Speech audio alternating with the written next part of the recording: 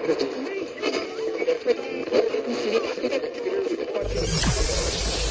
ready for unique, rare, and little-known treasures from the golden age of radio. You're listening to The Amazing World of Radio with Adam Graham.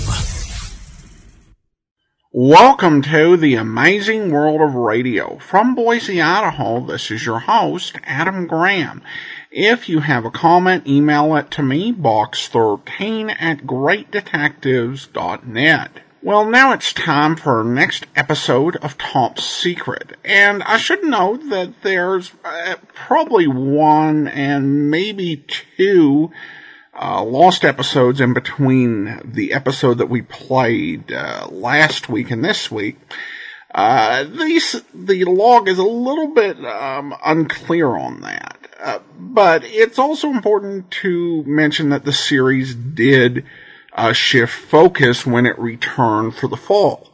It shifted from a series set during World War II to talking about the Baroness's adventures in the then modern era of 1950 and the Cold War.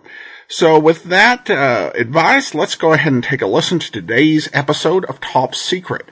The original air date, September 18th, 1950, and the title is Confession. This assignment began because of my friendship for Mary Bryant. It ended in tragedy. I can still hear that voice, flat, expressionless, no longer the voice of a man, but the voice of a thing. Religion is the opiate of the masses. There is no God. Religion is the opiate of the masses. There is no God. Over and over, with no meaning, no expression. This is what they did to Jerry Bryant. They broke his mind. I was given the assignment of finding Jerry Bryant and bringing him back because of a letter. A letter written to Mary, his wife. A strange, mysterious letter which no one could understand. There was evil in it, and danger. A danger that was intangible, unseen. 2 months ago, at 11 in the evening, my telephone rang.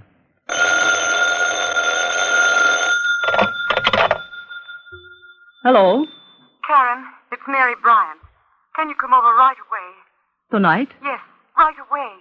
I've been trying to get you all day. Mary, is something wrong? I got a letter from Jerry. A letter? Yes, From where? Bulgaria. Kerin, please come quickly. I'll be there in 20 minutes.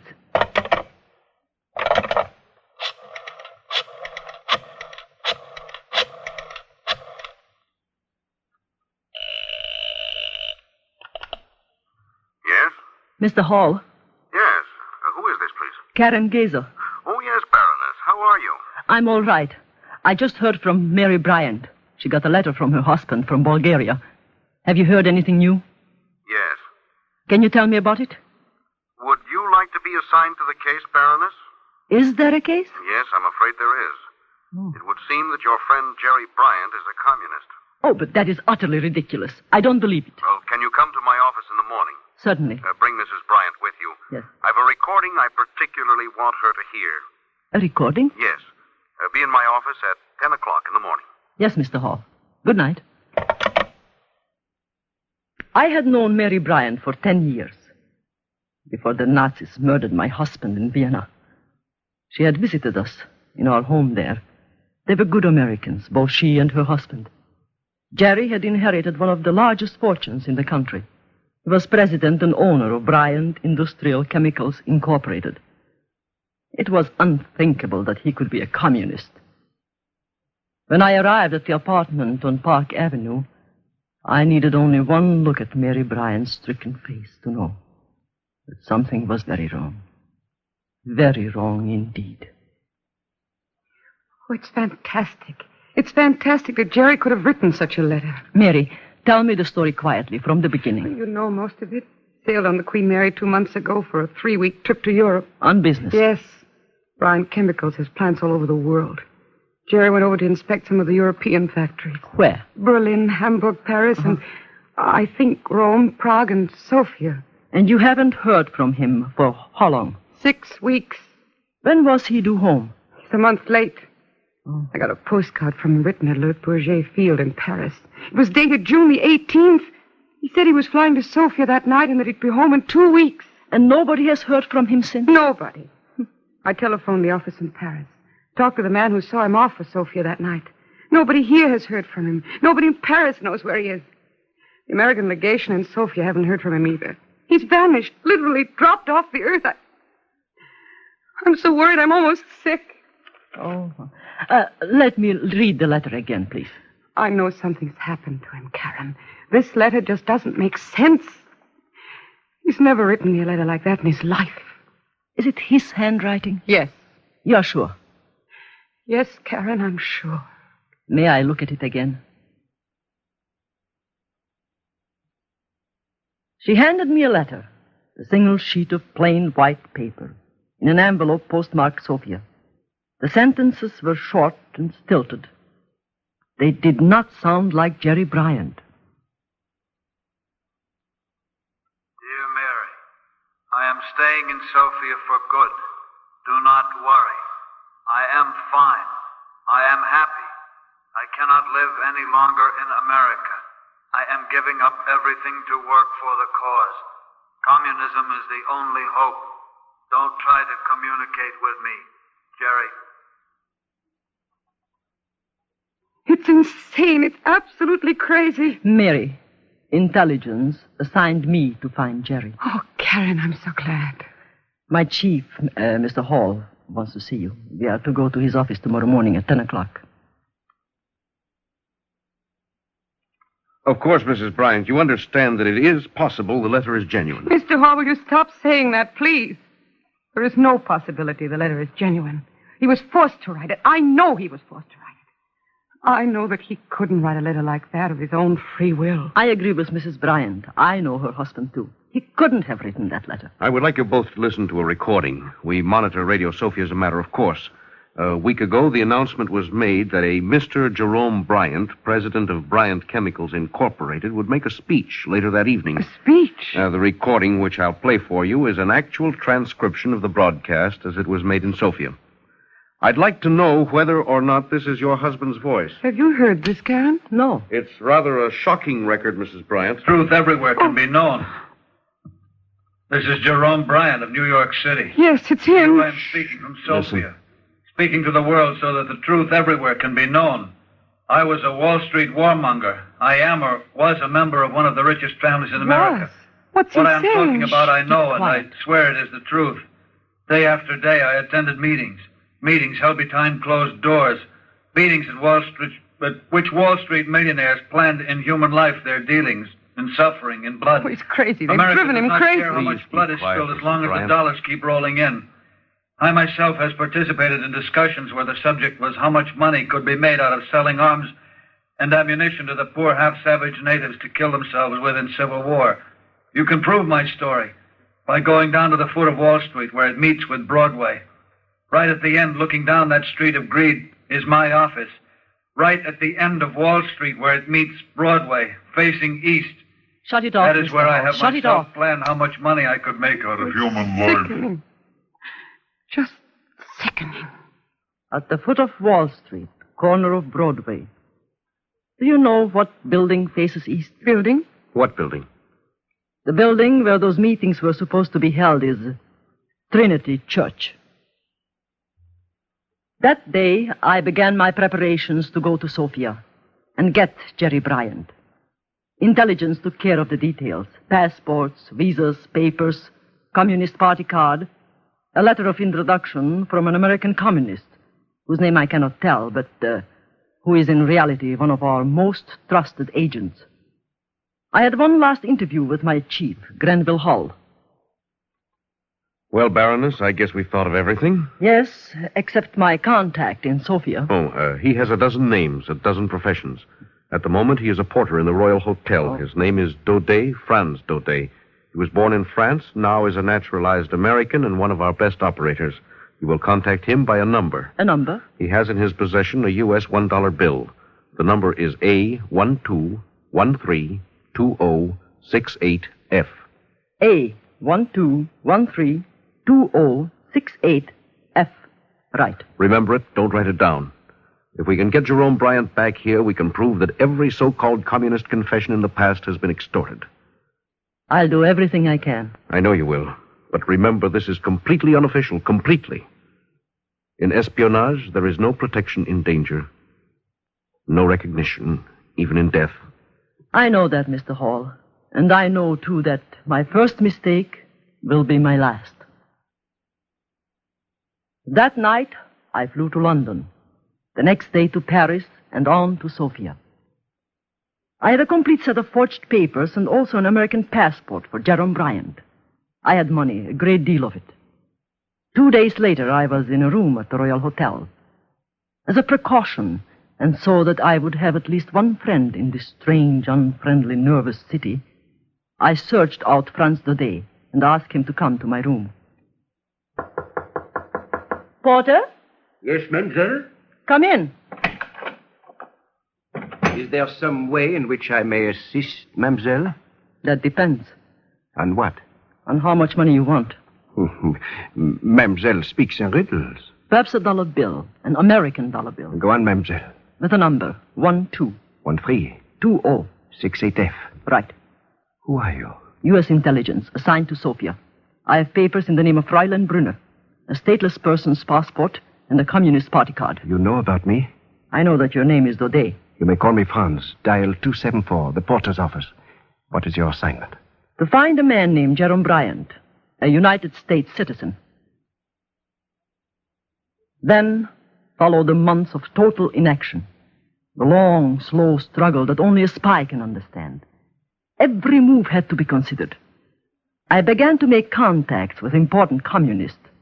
I began to collect information about the Ministry of Political Integrity. The commissar was a man named Manilov. How I made friends with him does not matter. In espionage, as in love and war, all is fair. It took bribe money and a lot of it to find out that Jerome Bryant was being held a prisoner in the experimental wing on the ministry building in downtown Sofia.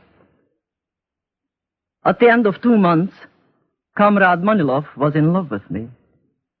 I encouraged him in every way I knew, and I know many, many ways. At last, after some rather strong drinks, he himself brought up the subject I had been wanting so long to discuss.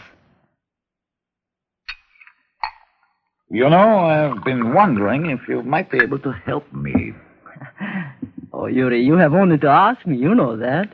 We're having some difficulty with an American prisoner, a man named Jerome Bryant. Yuri, do not talk about your business. Have some more wine. This is important. Dr. Musiewski has been experimenting with him. Hypnotism done electrically. Hypnotism? He has been making broadcasts for us. Excellent broadcasts. But lately, something seems to have happened to him. He keeps calling for his wife. I thought perhaps that... That what? That you might be able to comfort him a little. In these experiments, the subject's every whim must be gratified. We want the surrender to seem self-induced. I understand. Leave it to me. Come down to the ministry in the morning. I will show you a few of our patients. We're very anxious that the experiments on Bryant be successful. I could hardly conceal my excitement. It had been so easy, so absurdly easy. The next morning, I went to Manilov's office. He took me into the east wing on the 2nd floor. I had been expecting a prison. Instead, behind 2 heavily locked doors was a bare wooden corridor. 20 rooms opened off this, 10 on each side. Comrade Manilov showed me some of the cases. You might be amused at the woman in number 7. She loves to have people look at her. She was formerly very devout. Of course, since religion is merely an additional instrument of class dominance, men will soon not need it to reconcile themselves to life. Of course. Here is her room.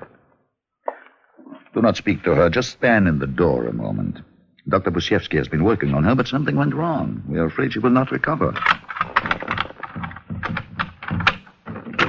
Marriage will give place to a free union between man and woman. Marriage will give place to a free union between man What's the matter with her? We don't know. She goes like that all day. Free union between man and woman. Over and over. She never stops.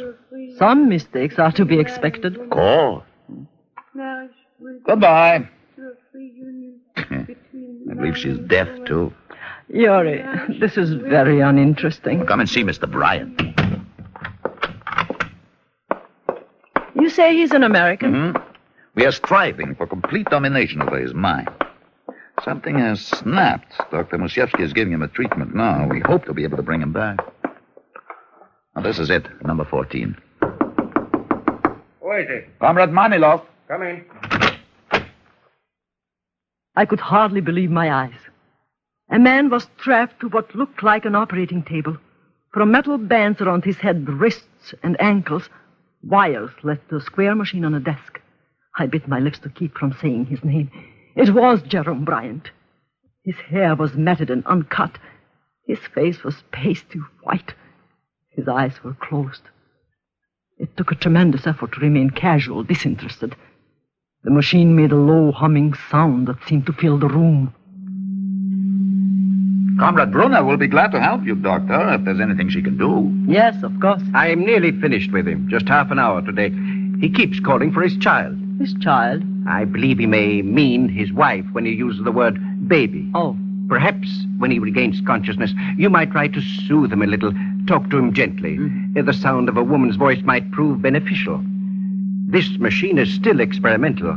We wish to dominate the mind without causing insanity, and sometimes the smallest details help. Are you finished the treatment? In a few moments. I'll be in my office. We can have lunch when you're through, huh? Yes, Yuri. I'll see you later. I wish to give him a little more. America is bad.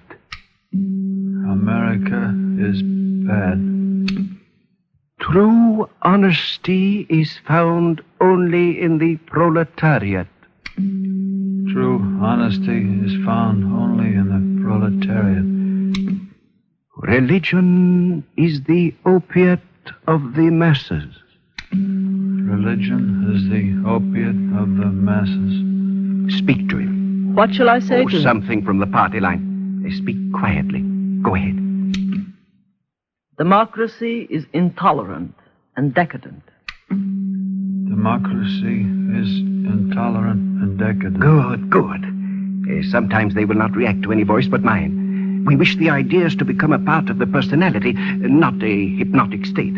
Is he kept like that for long? No, he's had enough for today. How often do you do this? Every day for an hour. Is he in pain? No. We send a very light oscillating current through his temples and wrists. It is the gland injections that cause the delirium. Talk to him yourself. Tell him you are taking the place of his wife, that she does not love him anymore. You can leave the details to me, Doctor. Yes, I'm sure we can. You see, we wish him to make a special broadcast. Oh? When? The day after tomorrow at night, 8 o'clock in the old opera house. We would like him to sound perfectly natural, as though the speech was his idea, not ours. Baby. There it is again, baby. Baby. I'm sure it is his wife. Baby. Say something. Jerry, darling, I'm your baby now. Smell my perfume. I'm your baby. Come on, smile for me. Well, smile. I will leave you with him. You are doing splendidly. Your face is so hot, Jerry. Oh, poor baby, smile at me. If you want me, I will be across the hall. All right. Jerry, darling, smile at me. Jerry. Baby, I'm sick. I'm so sick. Jerry, look at me. It's Kerin. Kerin, open your eyes and look at me. Marriage will give place to a free union between man and woman. Marriage will... Jerry, what have they done to you? Jerry, listen, it's Kerin. America is bad. America... No, Jerry, that's not true. I'm your friend. I'm Kerin, Mary's friend. Mary? Mary's safe in New York. Yeah. Jerry, listen. Can you understand me? Yes. They want you to make a broadcast. Not tomorrow night, the next night. Do you understand that? Yes. Do exactly what they ask. I'll try to come with you. Tell them you want to see me tomorrow and that you want me to come to the broadcast. Do you understand? True honesty is found only in the proletariat. True honesty... No! Jerry, no! Jerry, open your eyes. Yes, that's it. Now look at me. Look at me. I'm Kerin. Yes. If I can get you out of this building, I can get you home. Do you understand that? Yes. Well, who am I? America is bad. America Jerry, is please, bad. please. America is trying to buy the world's Stop respect it. with money. Stop it, Jerry, America's listen to me. Trying to buy the world's respect with Jerry, money. no. America is Jerry, trying to no. buy the world's Jerry, respect I'm with Kerin. money. Stop it. Stop it.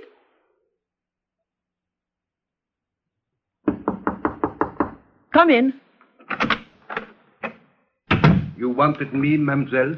I've been phoning you for an hour. At this hour, the hotel is busy. I'm sorry. It was unwise to come to your room sooner. Franz, I have seen Jerome Bryant. Where? They are holding him a prisoner in the Ministry of Political Integrity. Prisoner? Yes, and he's sick, very sick. Listen, I haven't much time. Manilov is taking me to dinner. He'll be here any minute. The day after tomorrow, Wednesday, they want Jerry Bryant to speak at a political meeting in the old Opera House. The old Opera House. A car will leave the ministry about 10 to 8. And? They'll have to drive down Slavianska Street. Yes. Right at the park, at the corner of Shipka Street, there must be an accident. Can you get a car? I think so. I have many friends. If you have to, buy one. I can give you any amount of money. Oh, I will need it. Even gasoline is $2 a gallon. Manilov's car is a black Mercedes. Bulgarian license. 807CH8. 807CH8. Yes. There's a stoplight at the park corner. Have someone watching. Then you drive out of Shipka Street on their signal. Fast. Hit us hard. If possible, hard enough to make Manilov's car unfit to drive. Leave it to me, mademoiselle. It will have to happen very fast. In the confusion, I will get Jerome Bryant out of the car. How?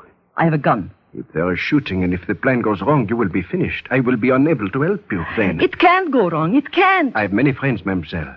In this country, under the communists, there are only two kinds of people. Those who love communism and those who hate it. Believe me, I have many friends, and I will have a taxi waiting at the corner. Wednesday night. At 7:45. Jerry, are you all right? All right. The doctor is coming. We are going for a drive in a car. Do you understand that? A drive? Yes. And there will be an accident. Accident? I told you. We have planned it. The minute it happens, you've got to get out of the car quickly. Do you understand? Understand. The very instant it happens, quickly. I'll be right beside you. Who are you? Kerin. I'm Kerin. I'm your friend. My friend. Shh. Here he comes. Well, Mr. Bryant, how are you feeling tonight? Hello, Doctor. Tonight? Oh, you look very nice, Mr. Bryant. Shaved, dressed, very nice. She's my friend. Of course she is. And I am your doctor, remember? Comrade Manilov is downstairs with his car. We're going to take you to the Opera House, and you are going to make a speech, aren't you? Yes. Good. Take his other arm. Yes. And remember, Mr. Bryant, we are all your friends. We are all very fond of you. We left the building, and we drove down Slavianska Street through light traffic.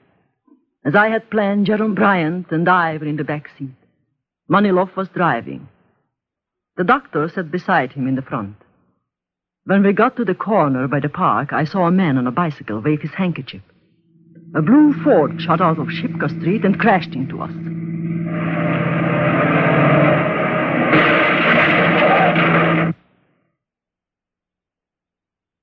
For a moment, we were stunned. The doctor hit his head on the dashboard and slumped down unconscious. I kept Manilov covered with my gun. And then Jerome Bryant started to cry, and he wouldn't move. He just sat there, babbling. In a matter of seconds, a crowd collected. A policeman helped Manilov out of the car, and in a few seconds, the whole scheme had backfired.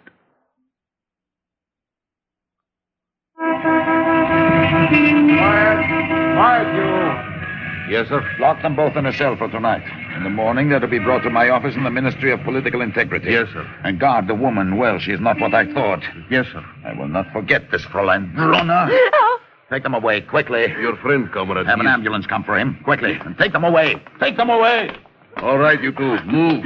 Please do not hurt him. He's ill, very ill. Wall Street warmongers are causing the war. Lean on me, Jerry. Wall Here. Street warmongers Take my are arm. causing the war. Will you shut up? Will you stop it? Stop Baroness. Baroness. What did you call me? That car over there, take it. Here are the keys. I work for Franz Dode. Oh, thank God. When you're through with the car, leave it parked in front of the American legation. 3 hours later, Jerome Bryant and I were on a plane to Paris.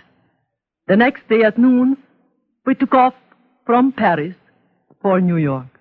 And late that night, Jerome Bryant was at home in his bed. But that is not the end of the story. His mind wouldn't clear. I visited him yesterday. Mary took me up to his bedroom. Kerin, wait. Before you go in. What is it, Mary? He's no better. None at all. Mr. Page is with him. Mr. Page? Yes, our minister. Oh. Seems to soothe Jerry when Mr. Page reads to him. He reads him little stories and the Bible. We don't know if he understands them or not. But we've got to get his story from his own lips. We've got to prove that all these confessions are phony. Shipkoff, Mincenti, Vogler. The fact that the man in there on that bed was once president of Bryant Industrial Chemicals will prove what he's been through. Yes, but don't you... Mr. Page is reading to him. Oh, no, just my head with all my cup runneth over. Surely goodness and mercy shall follow me all the days of my life, and I will dwell in the house of the Lord forever. Jerry, Karen's come to see you. Hello, Jerry. Say hello to Karen, darling. Say hello.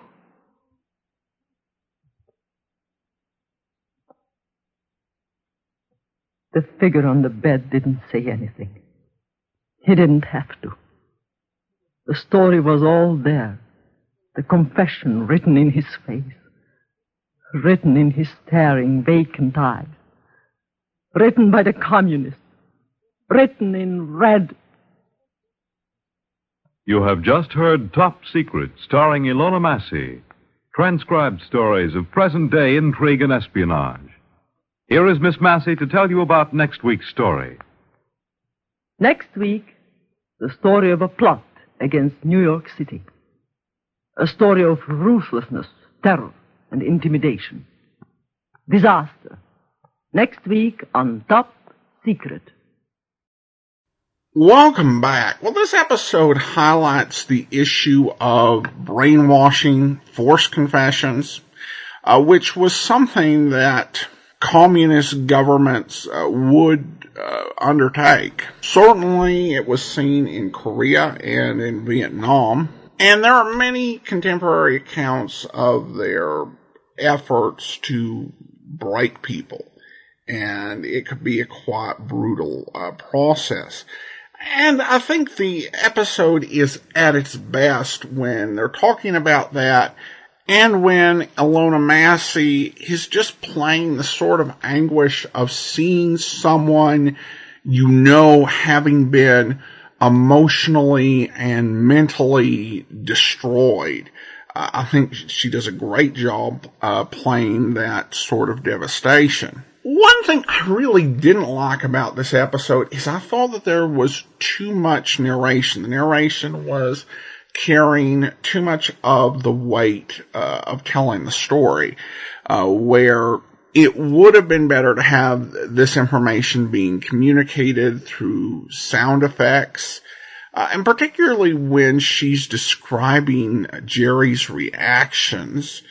It would have been better just to hear Jerry react. I think that would have more emotional resonance. I also didn't like that she essentially botched the mission, but was able to escape anyway through dumb luck. Well, listener comments and feedback now. And Stephen writes in regarding the episode Midnight for Danger. I thought Kerin trusted the landlady because her contact told her his cousin was safe. Of course, once both her contacts were kidnapped, maybe she should have been a bit warier. Good point. Thanks so much for the comment, Stephen, and that will do it for now. I do want to let you know we have only 3 more weeks left in Top Secret. We'll actually take 1 week off and then return on September 9th with our fall series. And I'll let you know more about the fall series as we get closer to it. In the meantime, do send your comments to box13@greatdetectives.net. From Boise, Idaho, this is your host, Adam Graham, signing off.